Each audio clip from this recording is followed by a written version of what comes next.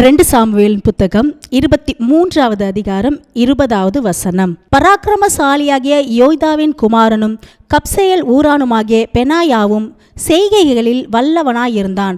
அவன் மோவாப் தேசத்தின் 2 வலுமையான சிங்கங்களை கொன்றதுமல்லாமல் உறைந்த மழைக்காலத்தில் அவன் இறங்கி போய் ஒரு கெபிக்குள் இருந்த ஒரு சிங்கத்தையும் கொன்று போட்டான். முதலாவது, ஒரு தேவனுடைய பிள்ளை விசுவாசத்திலே வல்லவனாய் மாற வேண்டும். இரண்டாவது, ஒரு தேவனுடைய பிள்ளை செய்கைகளிலே வல்லவனாய் மாற வேண்டும். செய்கை என்று இந்த இடத்துல குறிப்பிடப்பட்டிருக்கிறது பார்த்தீங்கன்னா, ஒருவர் செய்கிற ஊழியம், அவங்க பண்ணுற யுத்தம் அல்லது அவங்க செய்கிற கிரியைகள், இது எல்லாமே செய்கைகளை தான் குறிக்கும். இந்த இடத்துல இந்த பெனாயாவை குறித்து சொல்லப்பட்டிருக்கிறது, மோவாபுடைய 2 வலிமையான சிங்கங்களை அவன் கொன்றான். அவன் செய்கைகளே வல்லவனாய் இருந்தான். நீ கர்த்தருக்காக இந்த நாட்களில் என்ன செய்து கொண்டிருக்கிறாய்? உன்னுடைய செய்கைகள் தேவனுக்கு பிரயோஜனமா இருக்கிறதா? வெளிப்படுத்தின சுவிசேஷம் 7 சபைகளில் ஆவியானவர் எழுதும் பொழுது, உன்னுடைய செய்கைகளையும் உன் கிரியைகளையும் நான் அறிந்திருக்கிறேன் என்று ஆவியானவர் சொல்றார். அப்படியானால் நீதிமொழிகளின் புத்தகத்தில் 31வது அதிகாரம் 31வது வசனத்தில் அவளுடைய செய்கைகள் அவளை புகழப்பட கடவது என்று எழுதியிருக்கிறது. உன்னுடைய செய்கைகள் ஒவ்வொன்றும் தேவனால புகழப்படத்தக்கதா இருக்கிறதா? 1 சாமுவேல் புத்தகம் 19வது அதிகாரம் 4வது வசனத்திலே அங்கே யோனத்தான் தன்னுடைய தகப்பனாகிய சவுலை பார்த்து சொல்றாரு, தாவீதுடைய கிரியைகள் நமக்கு எவ்வளவு பிரயோஜனமா இருந்ததல்லவா அப்படின்னு சொல்லி அவர் சொல்றாரு. நான் உங்களுக்காக அந்த வசனத்தை வாசிக்க விரும்புகிறேன். 1 சாமுவேல் புத்தகம் 19வது அதிகாரம் 4வது வசனம். அப்படியே யோனத்தான் தன் தகப்பனாகிய சவுலோடே தாவீதுக்காக நலமாய் பேசி, ராஜா தம்முடைய அடியானாகிய தாவீதுக்கு விரோதமாய் பாவம் செய்யாதிருப்பாராக, அவன் உமக்கு விரோதமாக பாவம் செய்யவில்லை, அவன் செய்கைகள் உமக்கு மெத்த உபயோகமாய் இருக்கிறதே.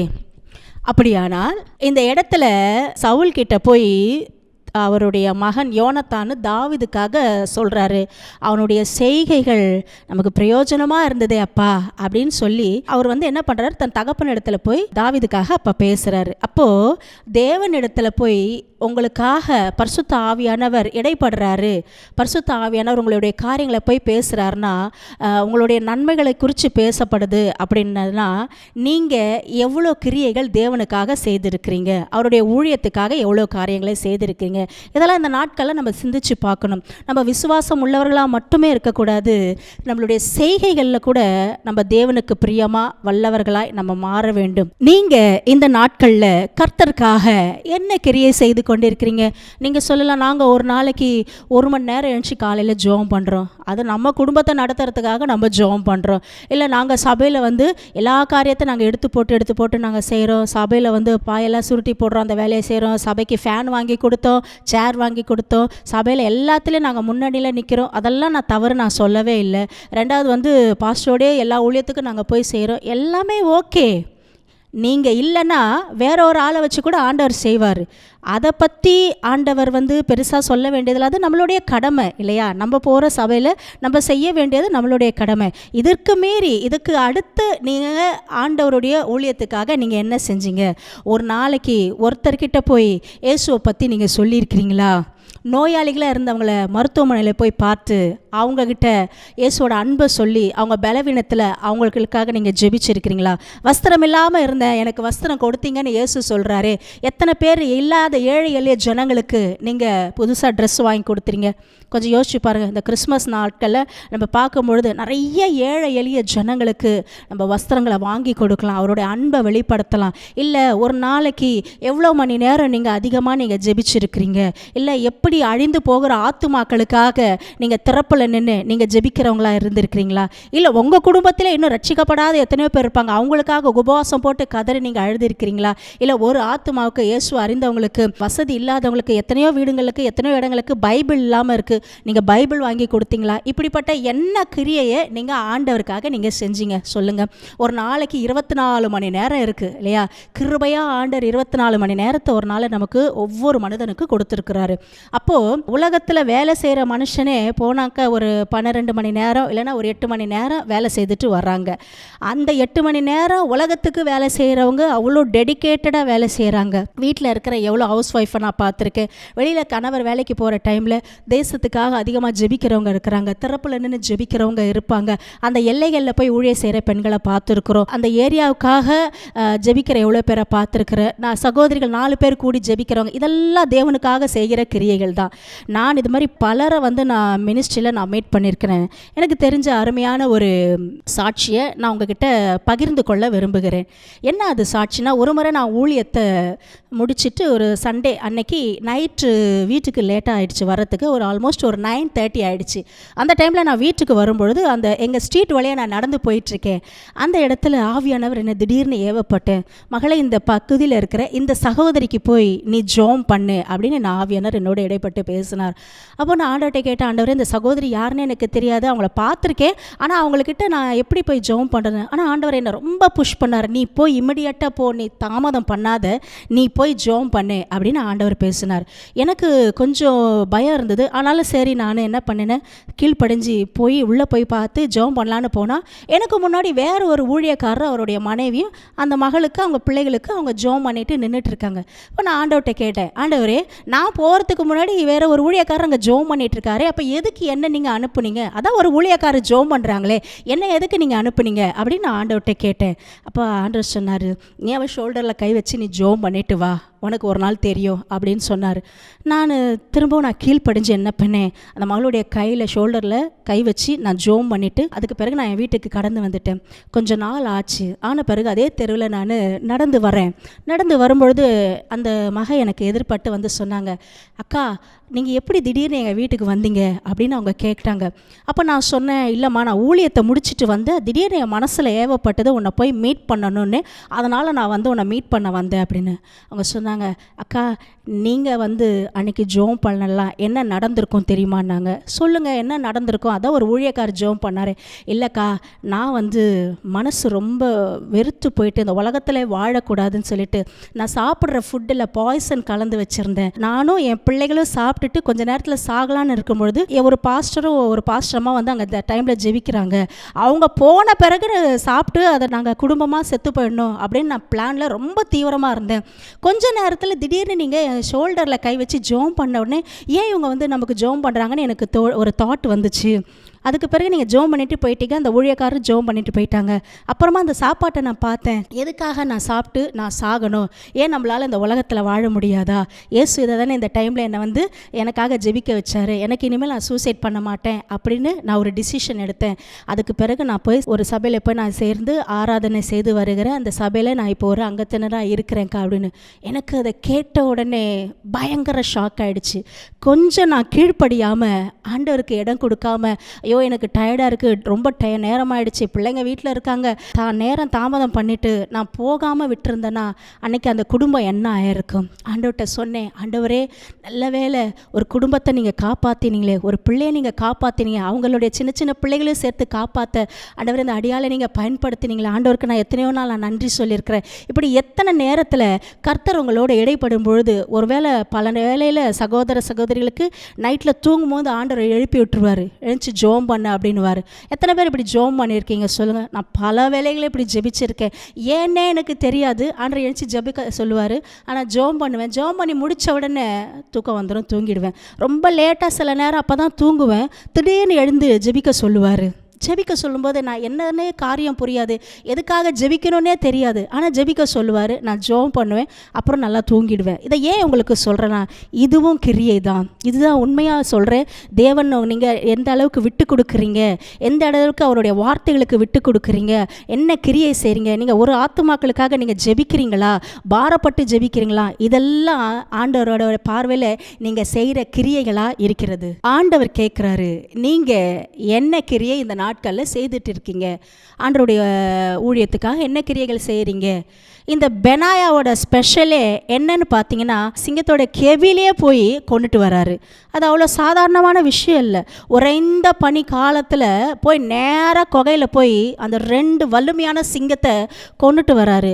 அவன் ஒரு சிங்கம் இல்லை, 2 சிங்கம் இல்லை, எத்தனை சிங்கம் வந்தாலும் அவன் அடித்து கொண்டுட்டு வருவான். அதுதான் அந்த பெனாயாவோட ஸ்பெஷலே அதுதான்.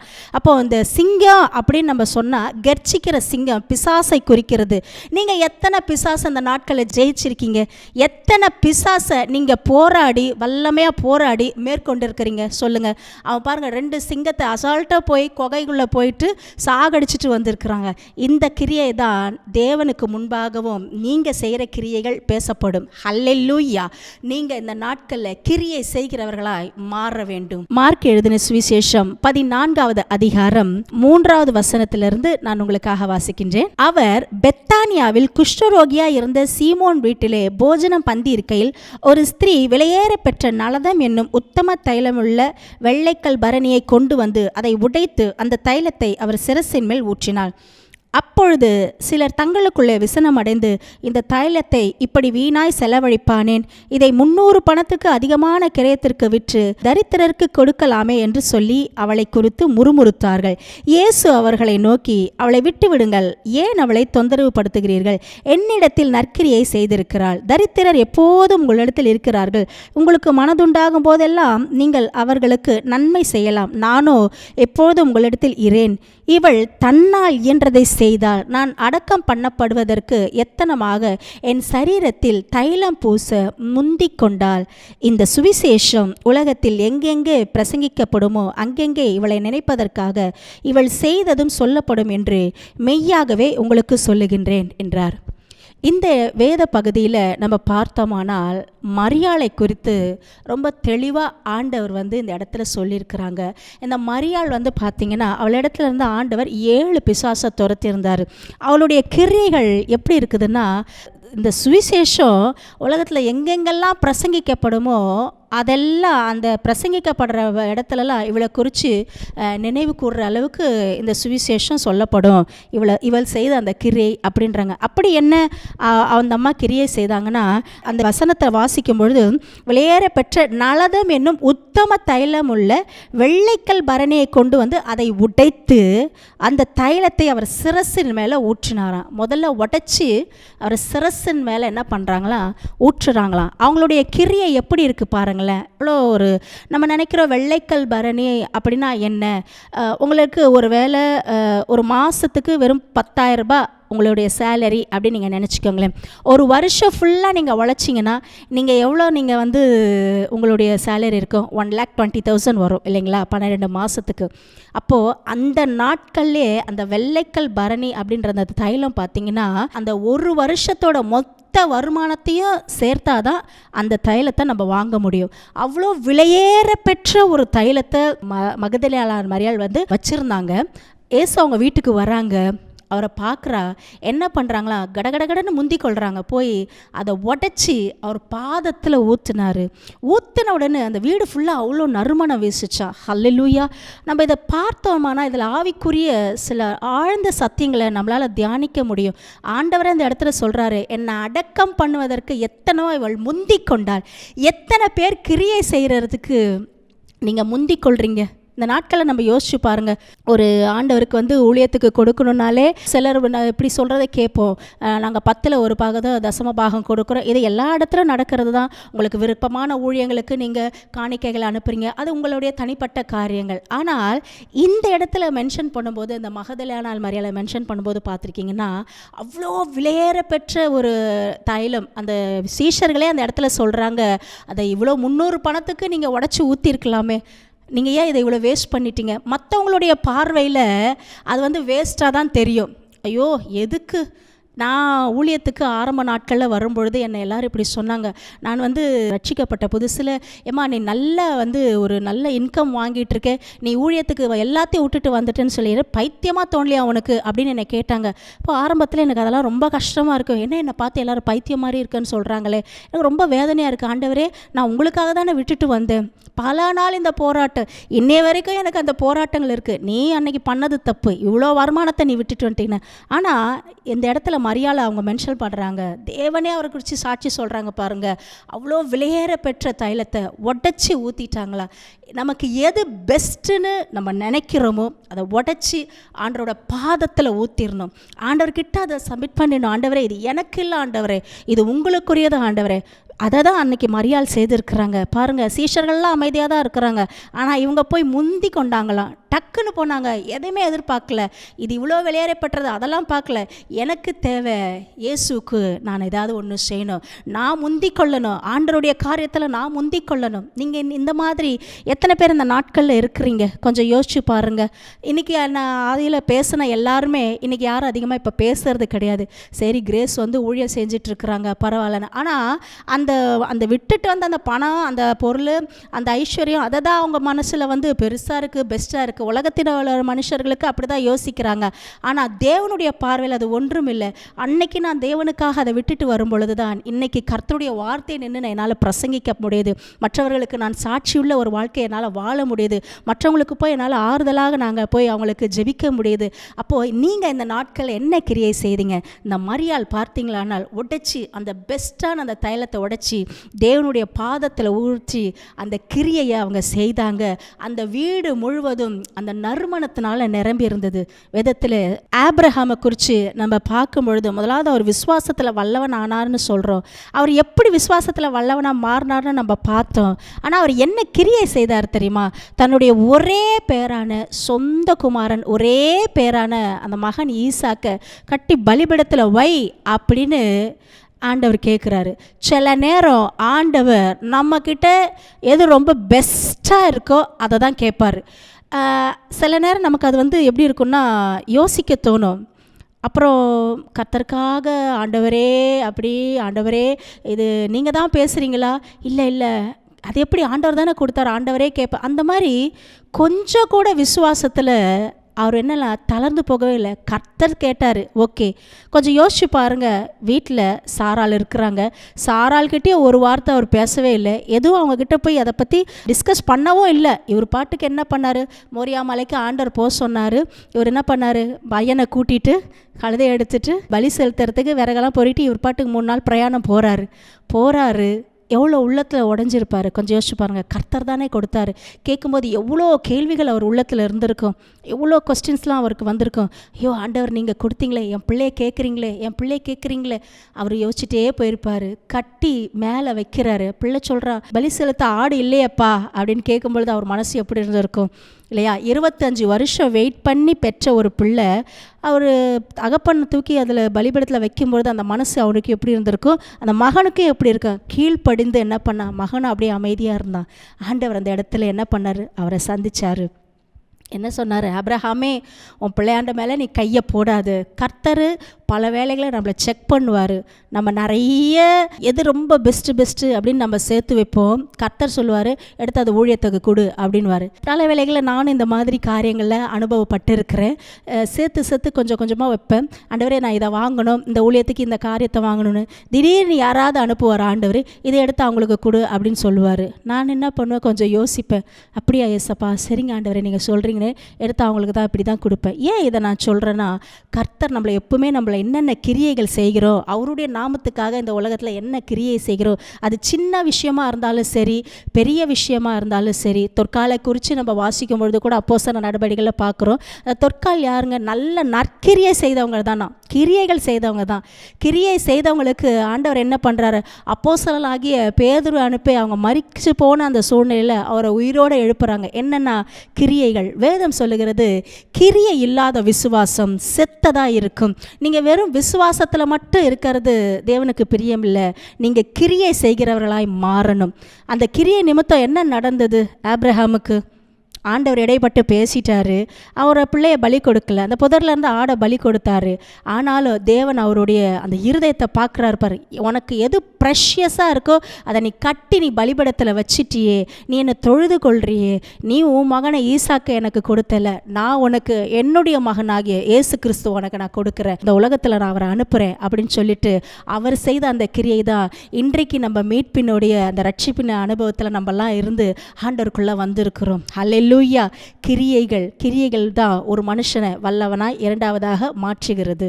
விசுவாசத்திலே நீங்கள் கிரியை செய்கிறவர்களாக இந்த நாட்களில் மாற வேண்டும். முடிஞ்ச அளவுக்கு கர்த்தருக்கு ஏதாவது ஒரு ஊழியம் செய்யுங்க. மரியாதை குறித்து சொல்கிறாருல, இவள் தன்னால் இயன்றதை செய்தாள் அப்படின்னு சொல்கிறாருல. ஏதாவது ஒரு ஊழியத்தை கர்த்தருக்காக எடுத்து செய்யுங்க. ஒரு நாளைக்கு ஒரு ஆத்துமாவுக்கு ரோட்டில் போய் இயேசு உங்களை நேசிக்கிறாருன்னு ஒரு ட்ராக்ஸ் கொடுங்க. வருஷத்தில் 365 நாட்கள் இருக்குது. ஒரு மாதத்தில் 30 நாள் வருது, 31 நாள் வருது. அப்படி நீங்கள் எவ்வளோ பேருக்கு இயேசுவை குறித்து சொல்ல வேண்டியது, அந்த வருஷத்து முடிவிலே நீங்கள் 365 பேருக்கும் நீங்கள் சொல்லியிருக்கலாம். சின்ன சின்ன விஷயம் நீங்கள் ஆண்டவருக்காக செய்யும் பொழுது கர்த்தர் அதுக்குரிய பிரதிபலனை இந்த உலகத்தில் மட்டும் இல்லை, அவர் பரலோகத்திலே நமக்கு கொடுப்பாரு. ஹல்லேலூயா. வேதம் அப்படி தான் சொல்லுகிறது. அவங்கெல்லாம் என் நாமத்துக்காக இவங்க இவ்வளோ பாடுபட்டாங்க அப்படின்னு சொல்லப்படும். பாருங்கள், போஜனம் இல்லாமல் இருந்தேன், நான் பசியாக இருந்தேன், எனக்கு ஆகாரம் கொடுத்தாங்க. நான் வஸ்திரம் இல்லாமல் இருந்தேன், இவங்க எனக்கு உடைய கொடுத்தாங்க. நான் சிறையில் இருந்தேன், இவங்க என்னை பார்க்க வந்தாங்க. நான் நோயுற்று கிடந்தப்போ இவங்க தான் என்னை என்ன பண்ணாங்க, என்னை விசாரித்தாங்க. நான் இவ்வளோ, அதாவது வேதம் சொல்லப்பட்டிருக்கிறது, சீஷன் என்னும் நாமத்தின் நிமித்தம் ஒரு கலசம் தண்ணீர் மாத்திரம் கொடுக்கிறவன் கூட தன் பலனை அடையாமல் போவதில்லை என்று வேதம் சொல்லுகிறது.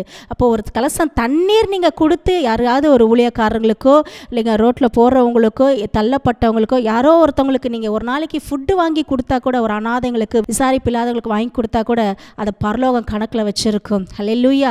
அதை அவங்க ரூபத்தில் ஆண்டவரே நம்மளை அனுப்புவார். சில நேரம் நம்ம செக் பண்ணுறதுக்காகவே அனுப்புவார். நீங்கள் என்ன ஒரு நாள் கிரியை செய்கிறீங்க. அப்போ நீங்கள் விசுவாசத்தில் கிரியை செய்கிற வல்லவர்களாக நீங்கள் அந்த நாட்களில் மாற வேண்டும்.